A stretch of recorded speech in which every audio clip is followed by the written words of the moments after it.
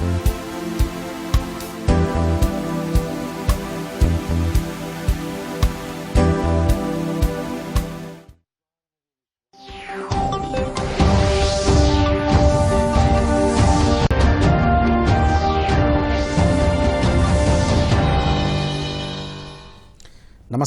దూరదర్శన్ యాదగిరి వార్తలకు స్వాగతం. నేను అక్రమ్ పాషా. ఈనాటి ముఖ్యాంశాలు.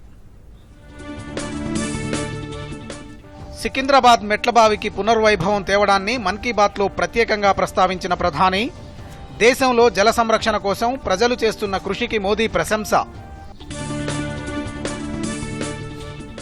రేపు యాదాద్రి ప్రధానాలయం పునఃప్రారంభం, మహాకుంభ సంప్రోక్షణలో పాల్గొననున్న ముఖ్యమంత్రి కేసీఆర్.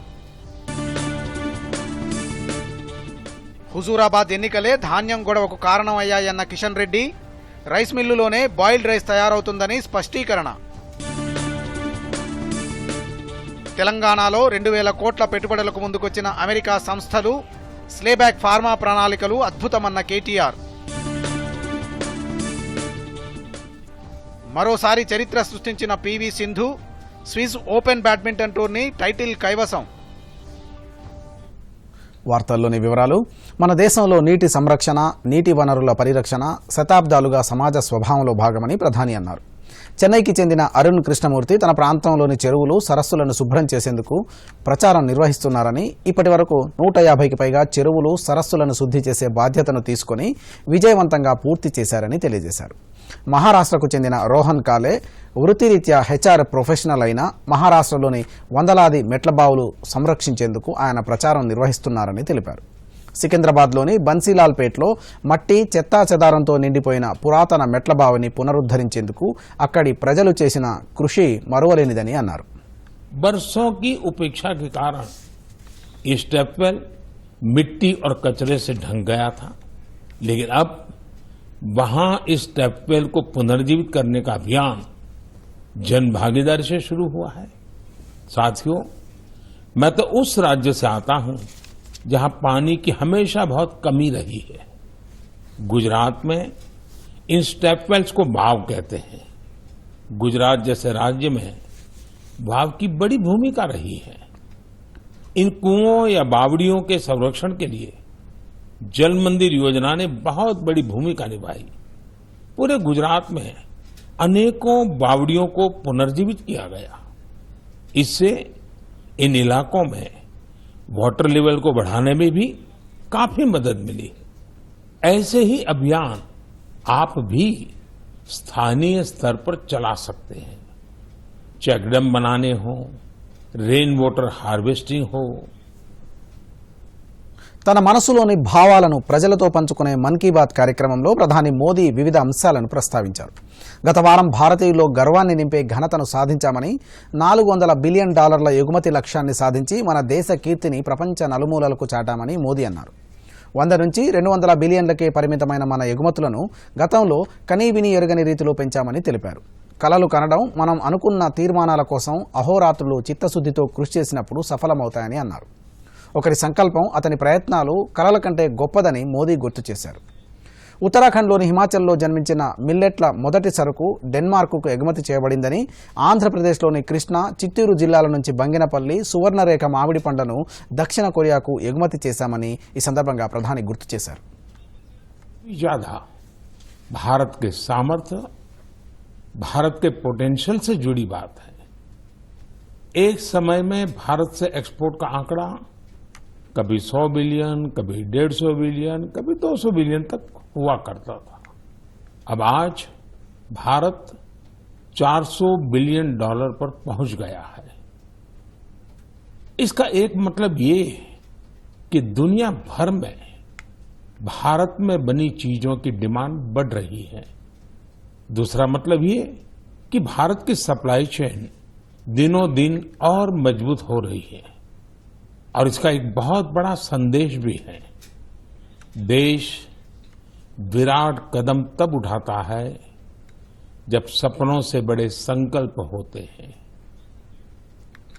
మన్ కీ బాత్లో పరిశుభ్రత కోసం వాదించే వారి ప్రయత్నాలను తాను ఎప్పుడూ ప్రస్తావిస్తానని ప్రధాని అన్నారు. అలాంటి స్వచ్ఛగ్రాహి మహారాష్ట్రలోని నాసిక్కు చెందిన చంద్రకిషోర్ పాటిల్జీ అని తెలిపారు. పరిశుభ్రత విషయంలో చంద్రకిషోర్జీ సంకల్పం చాలా లోతైనదని, గోదావరి నది పక్కనే ఉంటూ నదిలో చెత్త వేయకుండా ప్రజలను నిరంతరం ప్రోత్సహిస్తున్నారని అన్నారు. మరొక స్వచ్ఛాగ్రాహి ఒరిస్సాలోని పూరికి చెందిన రాహుల్ మహారాణా.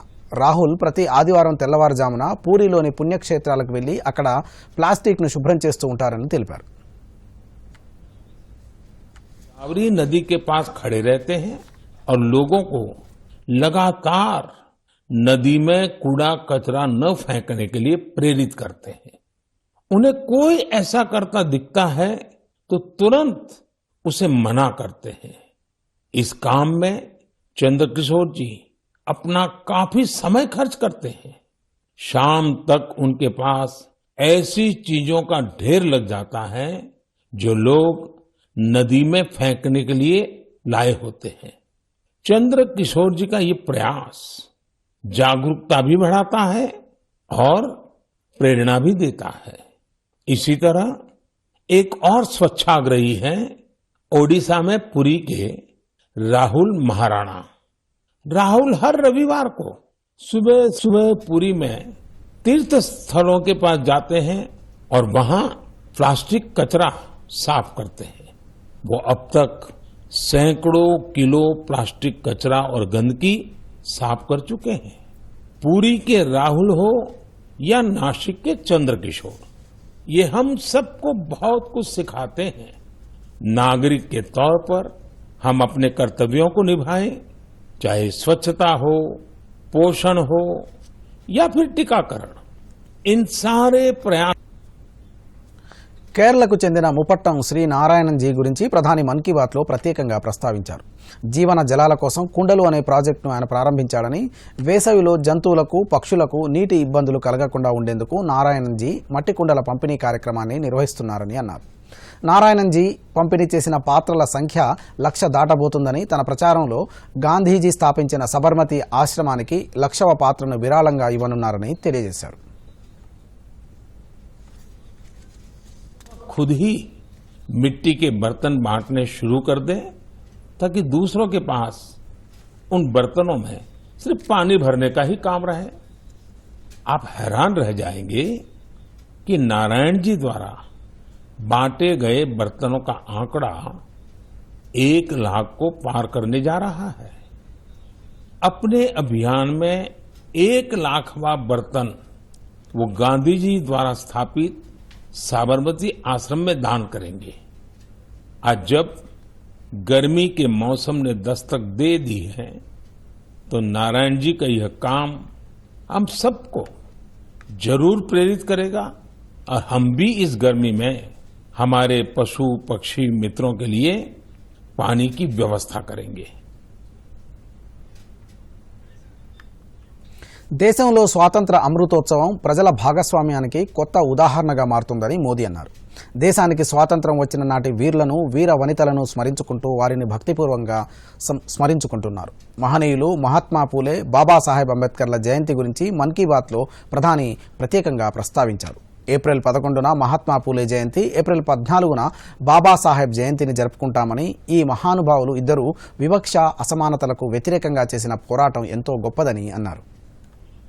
खोले, कन्या शिशु हत्या के खिलाफ आवाज उठाई. उन्होंने जल संकट से मुक्ति दिलाने के लिए भी बड़े अभियान चलाए. साथियों, महात्मा फुले की इस चर्चा में सावित्रीबाई फुले जी का भी उल्लेख उतना ही जरूरी है. सावित्रीबाई फुले ने कई सामाजिक संस्थाओं के निर्माण में बड़ी भूमिका निभाई. एक शिक्षिका और एक समाज सुधारक के रूप में उन्होंने समाज को जागरूक भी किया और उसका हौसला भी बढ़ाया. दोनों ने साथ मिलकर सत्य शोधक समाज की स्थापना की, जन जन के सशक्तिकरण के प्रयास किए.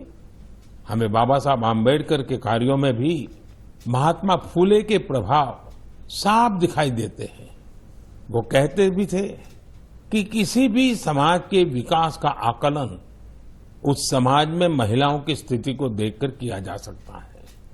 महात्मा फूले, सावित्रीबाई फूले, बाबा साहब आम्बेडकर के जीवन से प्रेरणा लेते हुए హుజూరాబాద్ ఎన్నికలే ధాన్యం గొడవకు కారణమయ్యాయని కేంద్ర పర్యాటక శాఖ మంత్రి కిషన్ రెడ్డి అన్నారు. హుజూరాబాద్ ఉప ఎన్నికల్లో టీఆర్ఎస్ ఓటమి వల్లనే బీజేపీ ధాన్యం కొనుగోళ్లపై టార్గెట్ చేస్తున్నారని కేంద్ర మంత్రి కిషన్ రెడ్డి ఆరోపించారు. టీఆర్ఎస్ కుటుంబ పాలన భరించలేకనే ఈటెల రాజేందర్ బీజేపీలో చేరారని స్పష్టం చేశారు. హుజూరాబాద్ ఎన్నికల ముందు ధాన్యంపై ఎందుకు మాట్లాడలేదని ఆయన ప్రశ్నించారు. హైదరాబాద్లోని ఓ హోటల్లో జరిగిన మీడియా సమావేశంలో కిషన్ రెడ్డి ఇష్టాగోష్ఠిగా మాట్లాడారు. బాయిల్డ్ రైస్కు దేశవ్యాప్తంగా డిమాండ్ లేదని అన్నారు. బాయిల్డ్ రైస్ను రైతులు పండించరని రైస్ మిల్లులోనే బాయిల్డ్ రైస్ తయారవుతుందని అన్నారు. 2014లో ధాన్యం బియ్యం సేకరణకు కేంద్రం 3,400 కోట్లు ఖర్చు చేస్తే గత ఏడాది 26,600 కోట్ల రూపాయలు ఖర్చు చేసిందని అన్నారు. గత ఏడాది రాష్ట్ర ప్రభుత్వంతో జరిగిన బియ్యం ఒప్పందం ప్రకారం చివరి బియ్యపు గింజ వరకు కొనుగోలు చేస్తామని అన్నారు. హాయ్ మామ్, మళ్ళీ షాపింగా?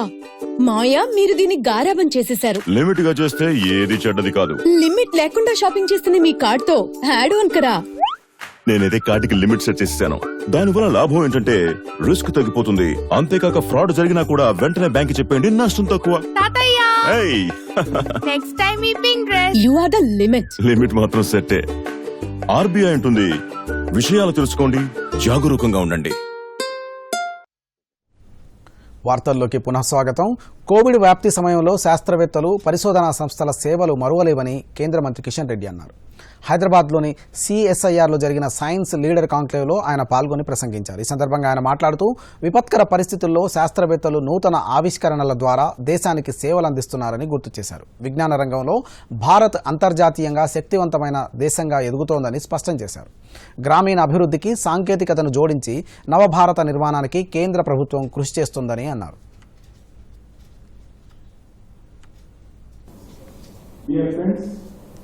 The nation will always be grateful to the scientists who have worked tirelessly to empower our society for their vision and commitment, dedication, determination and leadership. India has a rich legacy in science and technology and innovation. Our scientists have done path-breaking research since time immemorial.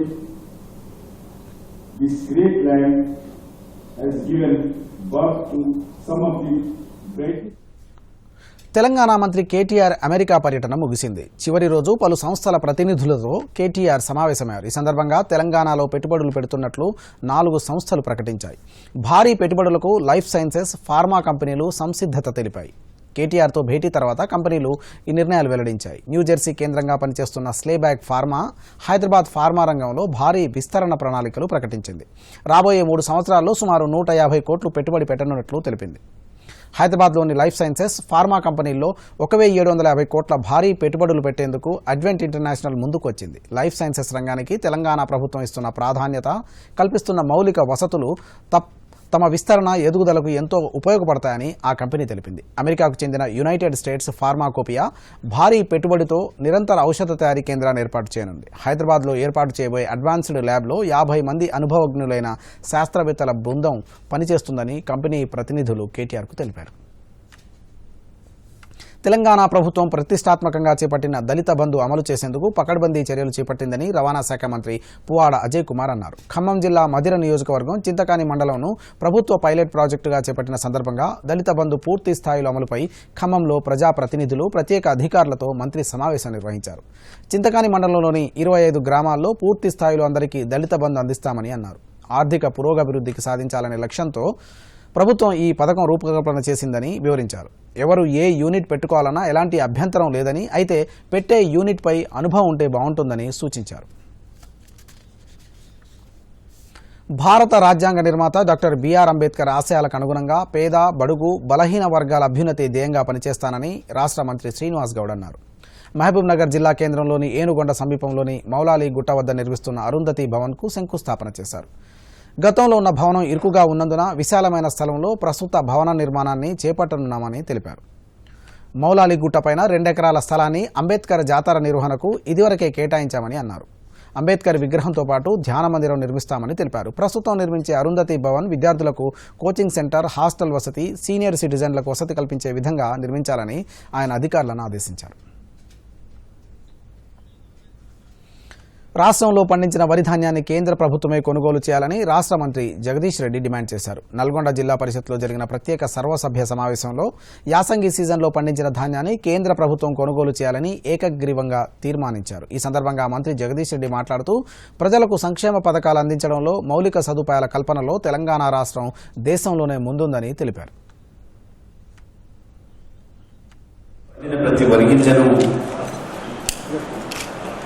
కొనవలసిన కేంద్ర ప్రభుత్వం అనేక కుంటిసార్లు చెప్పి బాధ్యతలను తప్పించుకోవాలని చూస్తున్న సందర్భంలో తెలంగాణ రాష్ట్ర ప్రభుత్వంగా గౌరవ ముఖ్యమంత్రి గారు తీసుకోవాల్సిన అన్ని చర్యలు తీసుకొని చేయవలసిన విజ్ఞప్తులు చేసి మన పరిస్థితిని అందరూ కూడా కేంద్ర ప్రభుత్వానికి వివరించినప్పటికీ కూడా కేంద్రం తీసుకోకుండా అవలంబిస్తున్న మొండి వైఖరి నిరసనగా తెలంగాణ ప్రజలుగా మనమందరం కూడా కదలాల్సిన అవసరం ఉందనే విషయాన్ని తెలియజేస్తూ స్థానిక సంస్థలన్నీ కూడా మరి ఆయా గ్రామాల్లో, ఆయా మండలాల్లో, ఆయా జిల్లాల్లో ప్రజలకు, రైతులకు ప్రాతినిధ్యం వహిస్తున్న ప్రజాప్రతినిధులు కాబట్టి మన యొక్క ఆకాంక్షను, మన బాధను, రైతాంగం యొక్క సమస్యను ప్రధానమంత్రికి తెలిసే విధంగా ఈ సమస్య యొక్క తీవ్రతను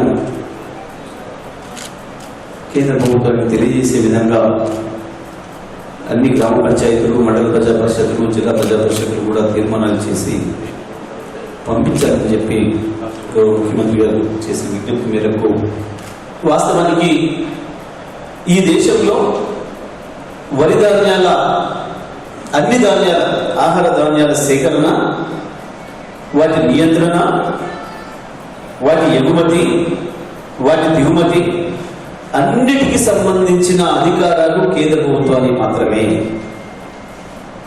ఆ బాధ్యత కూడా కేంద్ర ప్రభుత్వాన్ని మాత్రమే. యాదాద్రి కొత్త అందాలను సంతరించుకుంది. ఎటు చూసినా ఆధ్యాత్మికత ఉట్టిపడుతోంది.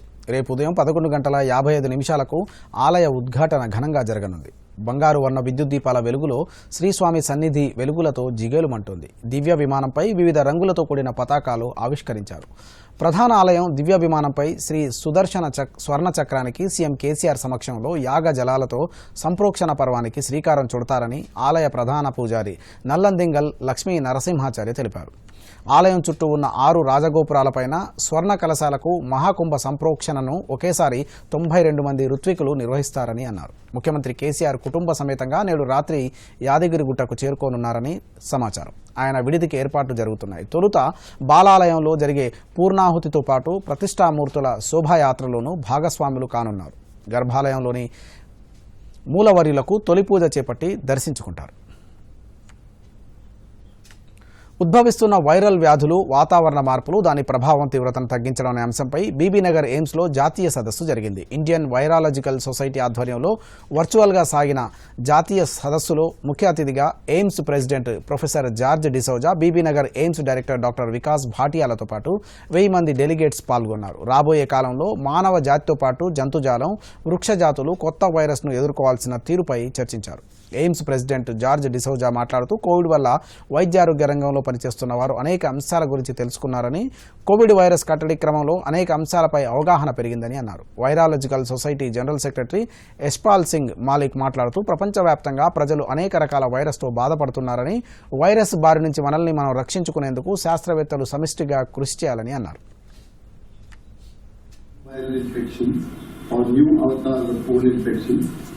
Culminating in the current pandemic, which we have all suffered from in some way or the other. The damage done by the current pandemic will be seen for quite some time. Hence, studying and understanding the reason for these infections and their dynamics is important if we are to prevent or abort next one. And this conference is a timely one. The pandemic also brought to the fore the need for collaboration between diverse groups healthcare workers, scientists, industry, social sector, and backed by a focused government policy and implementation. Setting up new facilities to deal with the huge burden of sick patients was no mean achievement. We were also able to do a humongous job in vaccination and probably better handle vaccination hesitancy than most countries.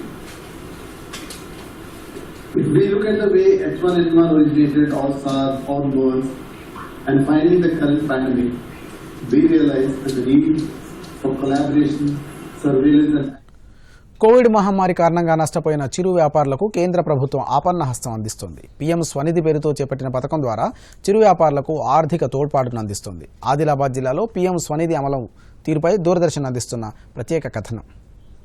Corona వ్యాప్తి ప్రభావంతో ఆర్థికంగా చితికిపోయిన చిరు వ్యాపారులకు కేంద్రం చేయూతనిస్తోంది.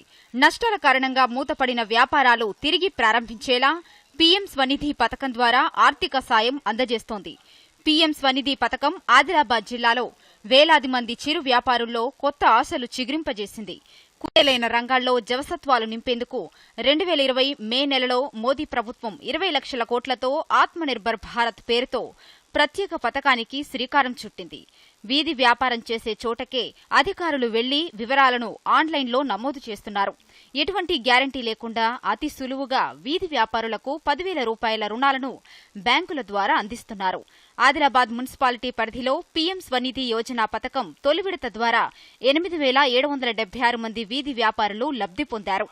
తొలి విడతలో ఒక్కో వీధి వ్యాపారికి 10,000 రుణం అందించగా సకాలంలో చెల్లించిన వారికి రెండో విడతలో రెండింతల సాయం అందిస్తున్నారు. తొలి విడతలో సకాలంలో చెల్లించిన వీధి వ్యాపారులకు జాబ్ కార్డులు అందించారు. దీంతో వేలాది మంది చిరు వ్యాపారులకు ఊరట కలుగుతోంది. ఈ సందర్భంగా పట్టణ పేదరిక నిర్మూలన సంస్థ మెప్మా ప్రాజెక్టు అధికారి బి సుభాష్ దూరదర్శన్తో మాట్లాడుతూ ప్రధానమంత్రి స్వనిధి పథకం స్ట్రీట్ వెండర్స్ కు ఎంతగానో తోడ్పాటునందిస్తోందని అన్నారు. దరఖాస్తు చేసుకున్న అర్హులందరికీ రుణాలు మంజూరు చేసినట్లు తెలిపారు. जो जीवन शैली जो है वो पूरा खराब हो चुका है, फाइनेंशियल लॉस हो गए. इसमें क्या है, उनको अपने सरकार ने हर एक आदमी को मदद करने का जो अच्छा उद्देश्य है ये स्कीम बनाने हैं. उससे उन लोगों का पूरा उनके व्यापार जो भी है फिर रीस्टार्ट करके आज उनका पोजीशन अच्छा जीने में मदद मिल रहा है. కేంద్ర ప్రభుత్వము ప్రధానమంత్రి స్వనిధి పథకం ద్వారా అందిస్తున్న రుణం విధి వ్యాపారులకు వరంగా మారింది. ఆదిలాబాద్ పట్టణ పరిధిలో 8,776 మందికి ప్రయోజనం చేకూరింది. కోవిడ్ కారణంగా కష్టాల్లో ఉన్న వారికి భరోసా కల్పించింది. వసీం, దూరదర్శన్ న్యూస్, ఆదిలాబాద్ జిల్లా. హైదరాబాద్లోని కూకట్పల్లిలో ఆధునిక రైతు బజార్ ప్రారంభోత్సవ కార్యక్రమం అట్టహాసంగా జరిగింది. రాష్ట్ర మంత్రులు హరీష్ రావు, నిరంజన్ రెడ్డి, మల్లారెడ్డి హాజరై రైతు బజార్ను ప్రారంభించారు. ఈ సందర్భంగా మంత్రులు వినియోగదారులు, అమ్మకదారులతో ముచ్చటించారు. అనంతరం నిరంజన్ రెడ్డి మాట్లాడుతూ మోడల్ రైతు బజార్ ద్వారా రైతులు, వినియోగదారుల కష్టాలు తీరిపోతాయని అన్నారు. హైదరాబాద్లోని అన్ని మార్కెట్లకు భిన్నంగా ఈ మార్కెట్ నిర్మాణం జరిగిందని అన్నారు.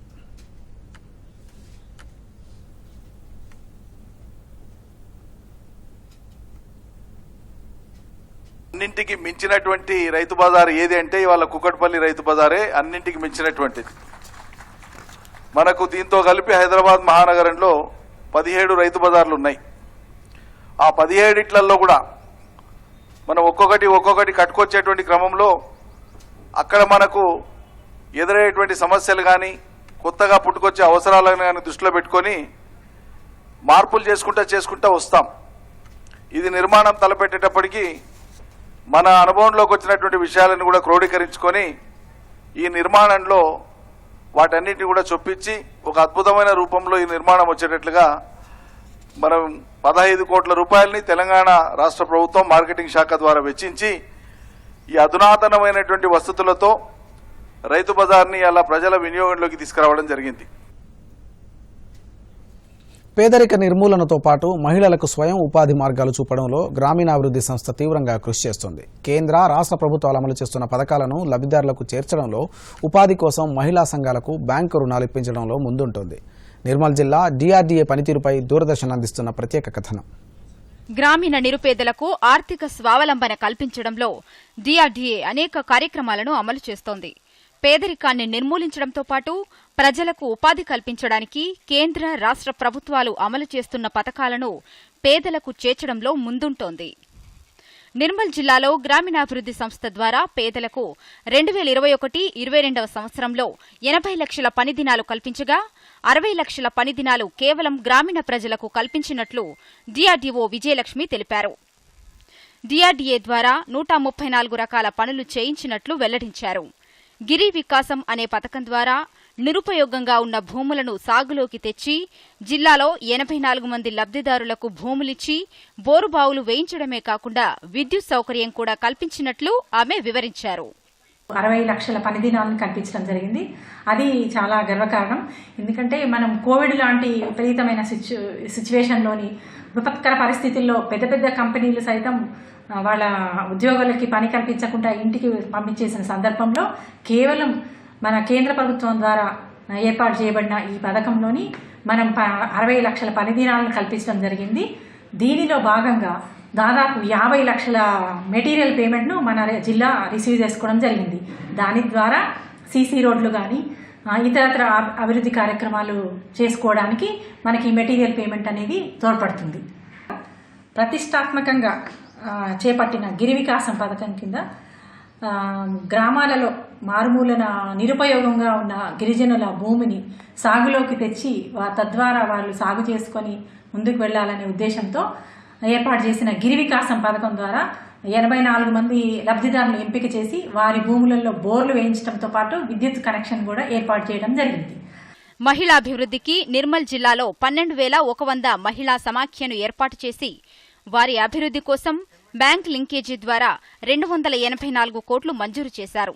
ప్రతి పేదవాడికి పని కల్పించాలన్న ఉద్దేశంతో రాబోయే సంవత్సరానికి గాను 280 కోట్లతో కూలీ పని దినాలను కల్పించే విధంగా ప్రత్యేక ప్రణాళికలు కూడా రూపొందించిన నివేదికను పంపించినట్లు ప్రభుత్వం తెలియజేసింది.